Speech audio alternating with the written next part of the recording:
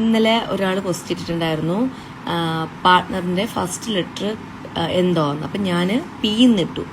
അനുമോള് ഒരു സ്റ്റോറി ഇട്ടിട്ടുണ്ടായിരുന്നു. അതിൽ ഈ പറയുന്ന രീതിയിൽ എന്തെല്ലാമാണ് നിങ്ങൾക്ക് അറിയേണ്ടത് ആ ഒരു കാര്യങ്ങൾ അത് അനുമോളുടെ ഭാഗത്ത് നിന്ന് റിപ്ലൈ കിട്ടുന്ന തരത്തിലുള്ള കാര്യം.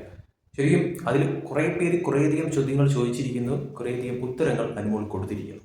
അതിൽ അനുമോൾ സ്റ്റോറിയാക്കി ഇട്ട ചില കാര്യങ്ങൾ, അതായത് പലർക്കും അറിയാനായിട്ട് ആഗ്രഹം ഉണ്ടായിരുന്ന ചില കാര്യങ്ങളുണ്ട്. അതിൽ ഏറ്റവും നമ്പർ 1 കാര്യമാണ് പാട്ട ഗേൾസ് വീണ്ടും ഒന്നിക്കുമോ എന്നുള്ള ഒരു കാര്യം. അത് പലരും ചോദിച്ച ഒരു കാര്യമായിരുന്നു. അനുമോള് അത് 2 ഇതായിട്ട് ആൻസർ നൽകിയിട്ടുണ്ടായിരുന്നു. അതായത് ഒന്ന്, പാട്ട ഗേൾസ് ആയിട്ട് ഒന്നിക്കുമോ എന്നുള്ളതിനെ അനുമോള് ഒരു പിക്ക് ഇട്ടിട്ട് അതിലൊരു സോങ് ഒക്കെ ചേർത്തുകൊണ്ടുള്ള ഒരു മറുപടി കൊടുത്തിട്ടുണ്ടായിരുന്നു. പക്ഷെ ആ സോങ് കേട്ട് കഴിഞ്ഞാൽ എന്തു അടി എന്ന് തോന്നിപ്പോകും. പക്ഷെ ആ പിക്ക് കൊള്ളായിരുന്നു കേട്ടോ. അതായത് ഒരു ഗ്രീൻ സിഗ്നൽ വേണമെങ്കിൽ പറയാം ആ ഒരു തരത്തിൽ. പക്ഷെ ഇതിന് കറക്റ്റ് ആയിട്ടുള്ള ഒരു ഉത്തരം അനുമോള് 2ാമത്തെ ഒരു ചോദ്യത്തിന് നൽകിയിട്ടുണ്ടായിരുന്നു. അതായത് what to know about the future relation between Bigg Boss പാട്ട girls, please give clear answers to പാട്ട ഫാൻസ്. അത് തീർച്ചയായിട്ടും ഒരു പാട്ട ഫാൻസ് ചോദിച്ച ഒരു ചോദ്യമാണ്. അപ്പോൾ അതിന് അനുമോള് ഇവർ തമ്മിലുള്ള ബിഗ് ബോസ് ആ ഒരു സംഭവങ്ങളൊക്കെ തന്നെ ചേർത്തുകൊണ്ടുള്ള ഫോട്ടോസും കാര്യങ്ങളെല്ലാം ഇട്ടിട്ട് I need some time, respect and love always. ഈ പാട്ട ഗേൾസിനെ കുറിച്ച് നമുക്കറിയാം. അതായത് ബിഗ് ബോസിൽ ഉണ്ടായിരുന്നപ്പോഴത്തേക്കും ഭയങ്കര സംഭവവികാസങ്ങൾ എന്നുള്ള തരത്തിലൊക്കെ തന്നെ ആക്കി തീർക്കാൻ നോക്കിയ ഒരു ഗ്രൂപ്പായിരുന്നു. പക്ഷേ അതിനുള്ളിൽ നിന്ന് തന്നെ അത് പൊട്ടിപ്പൊളിഞ്ഞ് പാളീസായിപ്പോയി.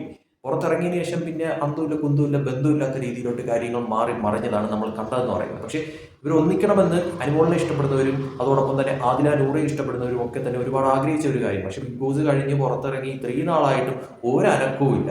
ഒരു തരത്തിലുമുള്ള അടുപ്പോ ഇവർ അങ്ങോട്ടോ ഇങ്ങോട്ടോ വിളിക്കുന്നതോ അല്ലെങ്കിൽ കാണുന്നതോ ഒന്നും തന്നെ ആരും തന്നെ കണ്ടിട്ടില്ല. ഏതോ ഒരു ഫംഗ്ഷന് മാത്രമേ ഇവർ തമ്മിൽ യാദൃച്ഛികമായിട്ട് കണ്ടു കൈ കൊടുത്തു പോകുന്ന ഒരു വീഡിയോ മാത്രം കൊണ്ടാണ് ഇതിനിടയിൽ കണ്ട ഒരു കാര്യം എന്ന് പറയുന്നത്. പേഴ്സണലി ഇവർ മീറ്റ് ചെയ്യുന്ന കാര്യങ്ങളോ ഒന്നും തന്നെ ഇതുവരെയായിട്ട് കണ്ടിട്ടോ മിണ്ടുന്നതോ ഫോൺ വിളിക്കുന്നതോ ഒന്നും കണ്ടില്ല. അതേസമയം അനുമോളുടെ കാര്യം നോക്കി പോകുന്നു, ആദില കാര്യം നോക്കി പോകുന്നു. അതേസമയം ഈ അനുമോള് തന്നെ ബിഗ് ബോസിലെ മറ്റു പലരുമായിട്ടൊക്കെ തന്നെ കോൺടാക്ട് ചെയ്യുന്ന കണ്ടിട്ടുണ്ട്. ആദില നൂറ തന്നെ മറ്റു പലരുമായിട്ടൊക്കെ തന്നെ കോൺടാക്ട് ചെയ്യുന്ന കണ്ടിട്ടുണ്ട്. പക്ഷേ ഇവർ തമ്മിൽ ഒരുമിച്ച് കോൺടാക്ട് ചെയ്ത് ഒരുമിച്ചുള്ള ഫോട്ടോസോ വീഡിയോസോ തന്നെ ഇതുവരെ പുറത്തു വന്നിട്ടില്ല. അപ്പോൾ അതിനുള്ള ഒരു ക്ലിയർ കട്ടായിട്ടുള്ള ഒരു ഉത്തരം എന്തായാലും നൽകിയിട്ടുണ്ട്. I need some time, respect and love always. അതെ, കുറച്ച് സമയം എടുക്കും എന്നുള്ള തരത്തിൽ തന്നെയാണ് അനുമോൾ പറയുന്നത്. അപ്പോൾ എന്തായാലും സംഭവം ഒരു ഗ്രീൻ സിഗ്നൽ ആണ്. ഇവർ തമ്മിൽ അടുക്കാനായിട്ടുള്ള സാധ്യത ഉണ്ട് എന്ന് വേണമെങ്കിൽ പറയാം. പക്ഷേ എന്തായാലും കുറച്ച് സമയം എടുക്കൂടെ, ഇനിയും കുറച്ച് സമയം എടുക്കുമെന്നാണ് പറയുന്നത്.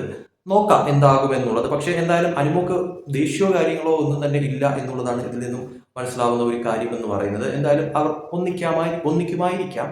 ഇതോടൊപ്പം തന്നെ മറ്റൊരു കാര്യം എന്ന് പറയുന്നത് അനീഷിനെ കുറിച്ചൊരു കാര്യം ചോദിച്ചിട്ടുണ്ട്. അതായത് അനീഷേട്ടനുമായി എന്തെങ്കിലും പ്രശ്നമുണ്ടോ എന്ന് ചോദിച്ചിട്ടുണ്ടായിരുന്നു. അതിൽ അനുമോൾ നൽകിയ ഉത്തരം എന്ന് പറയുന്നത്, എനിക്ക് പേഴ്സണൽ പ്രോബ്ലംസ് ഒന്നുമില്ല, എല്ലാവരെയും റെസ്പെക്ട് ചെയ്യുന്നു, തെറ്റിദ്ധാരണ ഉണ്ടെങ്കിൽ വിട്ട് പ്രൊഫഷണലായി മുന്നോട്ട് പോകാമെന്നുള്ള തരത്തിൽ ഉത്തരം കൊടുത്തിരിക്കുന്നു.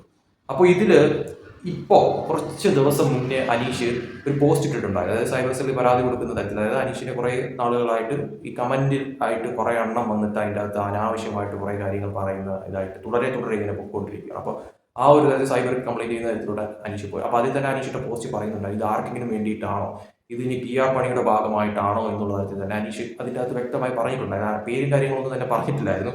പക്ഷേ അനുമോളുടെ ഉത്തരം കേൾക്കുമ്പോഴത്തേക്കും തെറ്റിദ്ധാരണ ഉണ്ടെങ്കിൽ വിട്ട് പ്രൊഫഷണലായി മുന്നോട്ട് പോകാം എന്നുള്ളത്. തെറ്റിദ്ധാരണ ഇനി അനീഷ് എന്തെങ്കിലും തരത്തിലുള്ള തെറ്റിദ്ധാരണ അനീഷിനുണ്ടോ അല്ലെങ്കിൽ അങ്ങനെ തെറ്റിദ്ധരിച്ചിട്ടുണ്ടോ അത് മാറ്റി മുന്നോട്ട് പോകാം എന്നുള്ള തരത്തിലായിരിക്കും അനുമോൾ പറയുന്നത്.